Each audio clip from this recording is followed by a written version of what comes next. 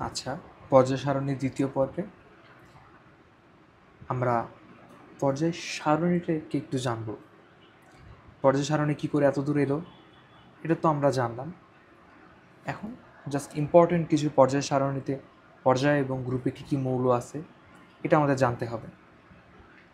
এটা হলো আধুনিক পর্যায় সারণী, যেখানে মোট 18টা গ্রুপ আছে। এখানে 1 থেকে শুরু করে 18 পর্যন্ত 18টা গ্রুপ এবং 7টা পর্যায়। এটা হলো আমাদের আধুনিক পর্যায় সারণী। এবং এখানে এক্সেপশন হলো, আপনি অলরেডি দেখেছেন যে নিচে 2টা লাইন আছে সম্পূর্ণ আলাদা। এটা উপরে কারোর সাথে সম্পর্ক নাই, নিচে পুরো আলাদা 2টা লাইন। এটা সম্পর্কে আমরা জানব। সেটা হলো ল্যান্থিনাইট আর অ্যাক্টিনাইট। নিচে 2টা লাইনকে বলা হয় ল্যান্থিনাইট এবং অ্যাক্টিনাইট। কেন? এখানে মোট 15টা মৌল আছে।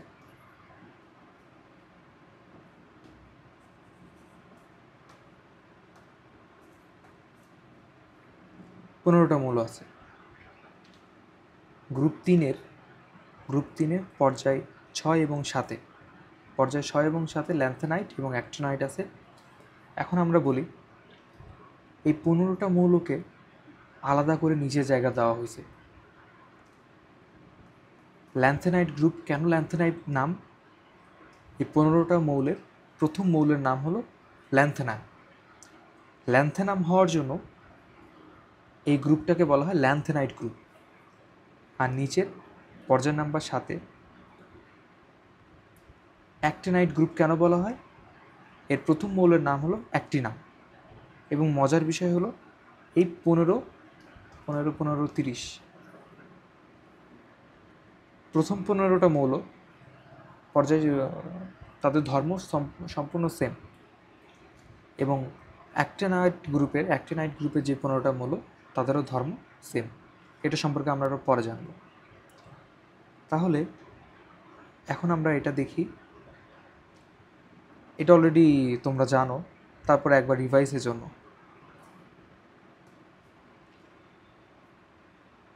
পর্যায় সারণীর মধ্যে এটা মাঝে মাঝে আর কি অবজেক্টিভ আসে, তো যার জন্য আর কি বলে দেওয়া ভালো। প্রথম পর্যায়ে 2টা মৌল থাকে, এই যে হাইড্রোজেন আর হিলিয়াম। দ্বিতীয় এবং তৃতীয়তে 8টি করে, এভাবে 8টা।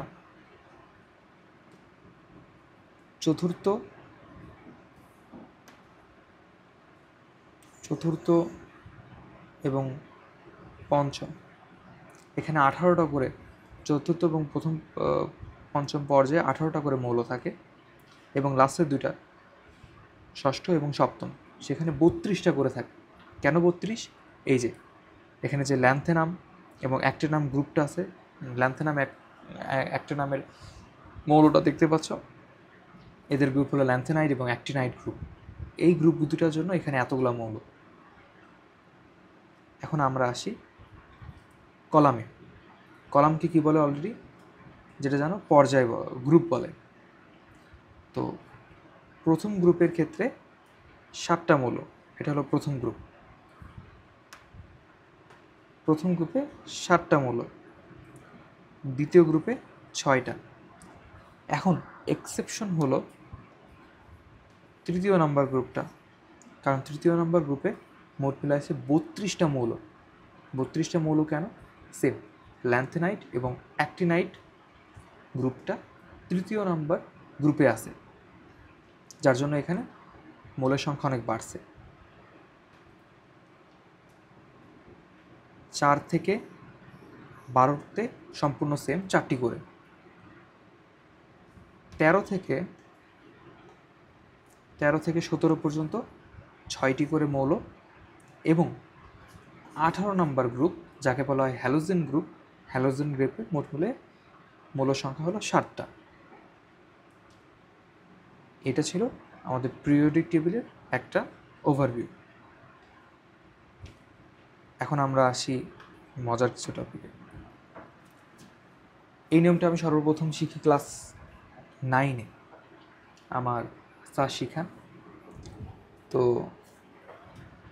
সেটা ছিল এমন, অলরেডি তৃতীয় অধ্যায়ে পড়েছে যে ইলেকট্রন বিন্যাস কীভাবে করতে হয়। আমি এখানে জাস্ট সিম্পল একটা ছোটো টেকনিক দেখাবো। এখানে অলরেডি দেখতে পাচ্ছ প্রথম ইলেকট্রনটা যাবে 1s, তারপরে এইভাবে যেতে থাকবে। অরবিটাল কী কী আছে? S, P, D, F. প্রথমে এস, তারপর পি, তারপর ডি, তারপর এফ। আর পর্যায় কী কী?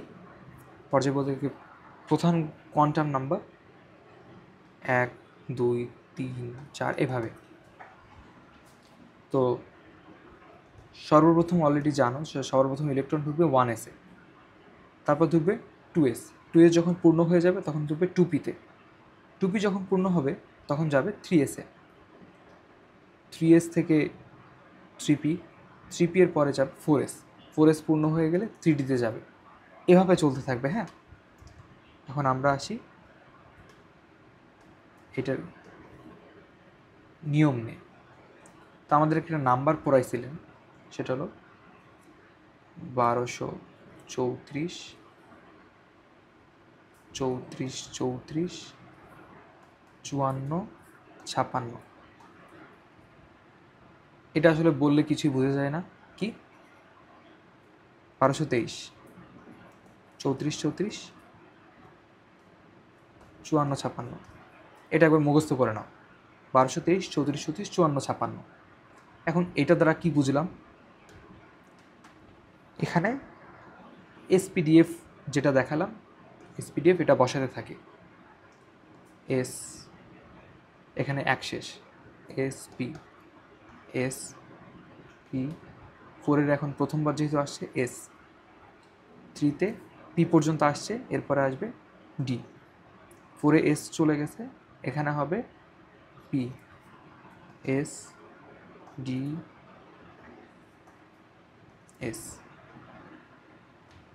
এখন এটা দেখো তো এই নিয়মের সাথে মিলে না। প্রথমে 1s-এ যাবে,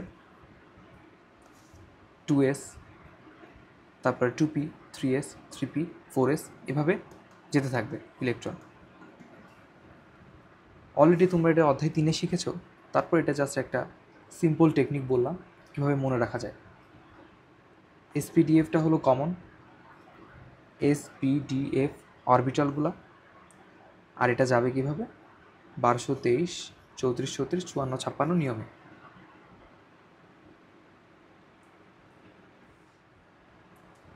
আচ্ছা, এবার আমরা শিখব পর্যায় সারণীতে গ্রুপ এবং পর্যায় কীভাবে নির্ণয় করে। তো পিরিয়ডিক টেবিলের মধ্যে সিম্পল কিছু নিয়ম, এতটুকু জানলেই যে কোনো মৌলের ইলেকট্রন বিন্যাস দেখলেই তুমি বলে দিতে পারবা যে এটা কোন গ্রুপের এবং কোন পর্যায়ের। তো ফার্স্টে আমরা পর্যায়টা পড়ি।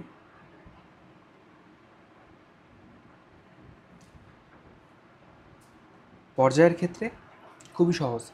অলরেডি ইলেকট্রন বিন্যাস সম্পর্কে তোমরা জানো, কীভাবে ইলেকট্রন বিন্যাস করতে হয় সেটা পারো।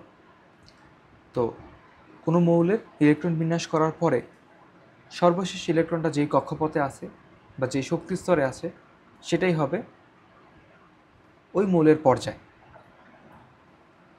মানে যেই নাম্বারটা আর কি সবচেয়ে বড় হবে। যেমন আমরা যদি এই যে লিথিয়ামেরটা নেই, লিথিয়াম এর পারমাণবিক সংখ্যা হলো 3। যখন এটাকে ইলেকট্রন বিন্যাস করলাম তখন হয় 1s2, 2s1। এখানে দেখো সর্বশেষ ইলেকট্রনটা কোথায় গেছে? 2 নাম্বার কক্ষপথে বা 2 নাম্বার প্রধান শক্তি স্তর। তো সিম্পল যেটাই বললাম, 2 নাম্বার প্রধান শক্তি স্তরে গেছে, তার মানে লিথিয়াম হবে 2 নাম্বার পর্যায়ের মৌল। লিথিয়ামের পর্যায় 2। এবার আমরা যদি আসি পটাশিয়ামে, পটাশিয়ামকে যখন আমরা ইলেকট্রন বিন্যাস করলাম তখন হয় 1s2, 2s2, 2p6, 3s2, 3p6, 4s1। এখানেও দেখো সর্বশেষ ইলেকট্রন বা এই যে প্রধান শক্তি স্তরগুলো আছে তার মধ্যে সবচেয়ে বড় কোনটা? এই 4। তাহলে ইজিভাবে বলে দেওয়া যায় পটাশিয়ামের পর্যায় কত, পর্যায় নাম্বার 4। এত সোজা। এখন আমরা যদি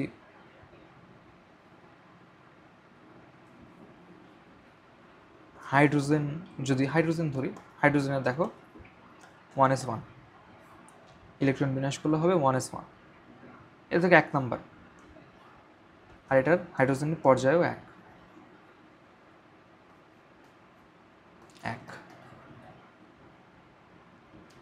তো পর্যায়টা নির্ণয় করা খুবই সহজ।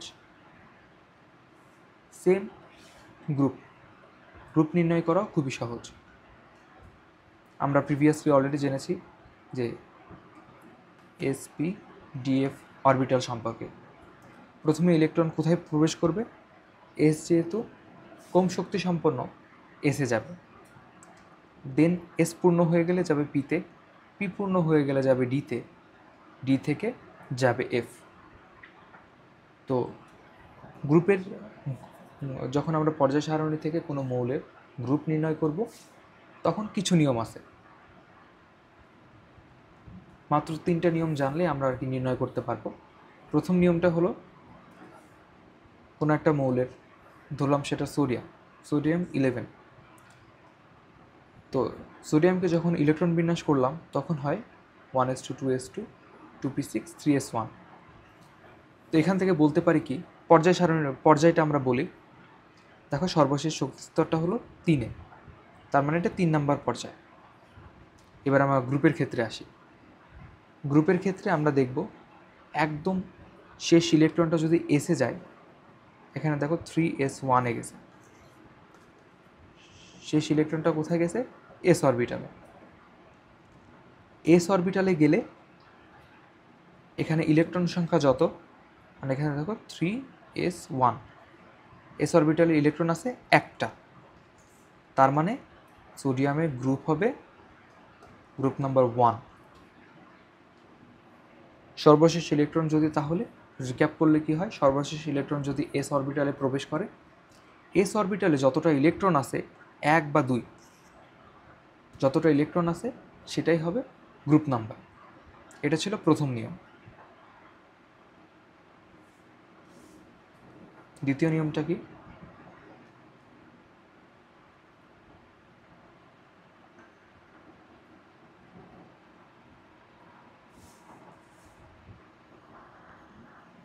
দ্বিতীয় নিয়মটা হলো একটা এক্সাম্পলের মাধ্যমে দেখি।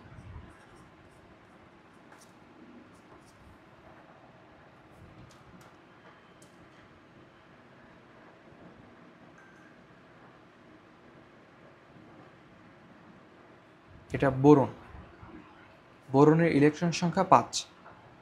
বোরনকে যখন আমি ইলেকট্রন বিন্যাস করব তখন কি হবে, 1s2 2s2 2p1। এবার আমরা বলি নিয়মটা কি।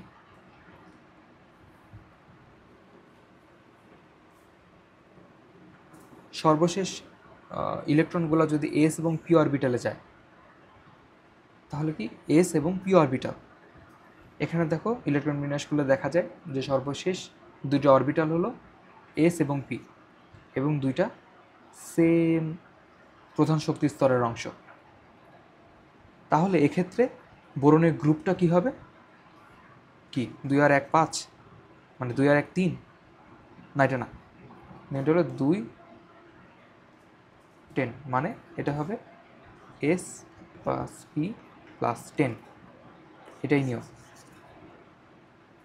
মানে বোরনের ইলেকট্রন বিন্যাস হবে 2 যোগ 1 যোগ 10, মানে 13তম গ্রুপ বোরন অবস্থিত। এবার আমরা যদি 3 নম্বর নিয়ম এবং সর্বশেষ নিয়মে যাই, তাহলে এটা হলো যে একটা এক্সাম্পলের মাধ্যমে দেখি। আমরা যদি স্ক্যান্ডিয়াম নেই 21 নম্বর মৌল, স্ক্যান্ডিয়াম যখন নিই তার ক্ষেত্রে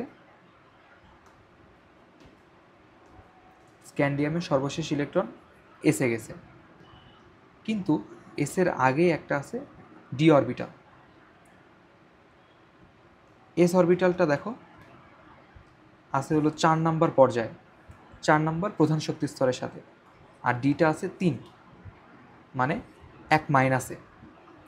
এমন যদি ফরম্যাটে থাকে যে এস অরবিটাল সর্বশেষ ইলেকট্রনটা হলো এস অরবিটালে গেছে, কিন্তু এস অরবিটালের আগে একটা মাইনাস, 1 কম প্রধান শক্তি স্তর ডি আছে, তখন এই ফরম্যাটটা ফলো করে। তো সেখানে কি হয়, সেখানে ডি অরবিটালে electron plus S L electron. D অরবিটালে এখানে কত আছে, 1 আছে, এবং এসে কত, 2। তাহলে স্ক্যান্ডিয়ামের গ্রুপ কি হবে, 3 নম্বর গ্রুপ। আরেকটা এক্সাম্পলে আসি।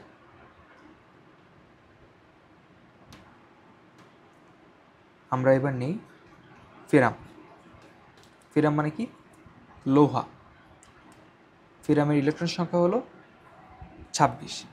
তা আমরা আবার ওই নিয়মটা ফলো করি, 1223।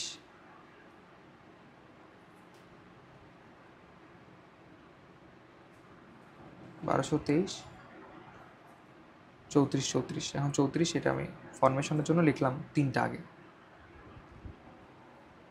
তাহলে ইলেকট্রন বিন্যাস কী হবে, 2s2, 2p6, 3s2, 3p6, 3d,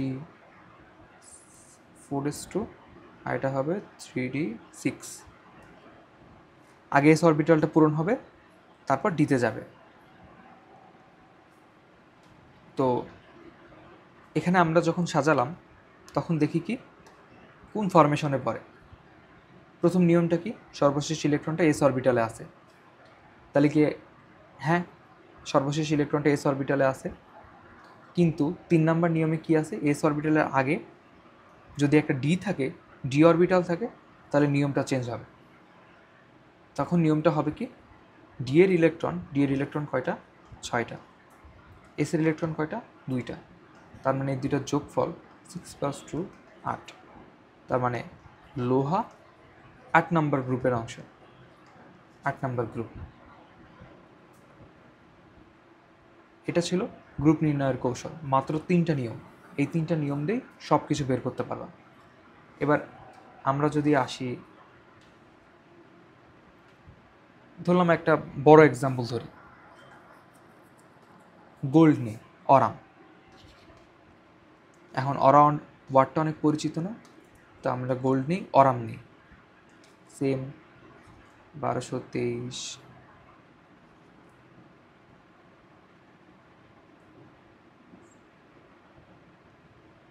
1223, 34।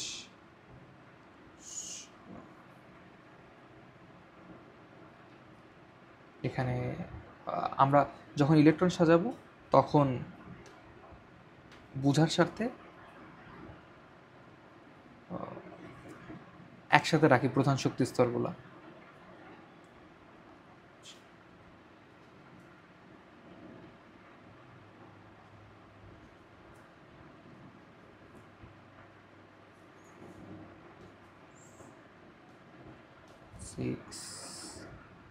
এইবার আমরা আরও অনেক বড় তো, এখন আমরা আসি এটার সাথে 2s2, 2p6, এর হলো 79, 2p6, 3s2, এটা যেতে থাকবে, 3p6, 3d10, 4s2, 4p6, 4d10, 5s2, 5p6, 4f। এই যে এফ অরবিটাল দেখো, এফ অরবিটালটা 14টা পর্যন্ত হয়, ডি অরবিটালে 10, এস অরবিটালে 1।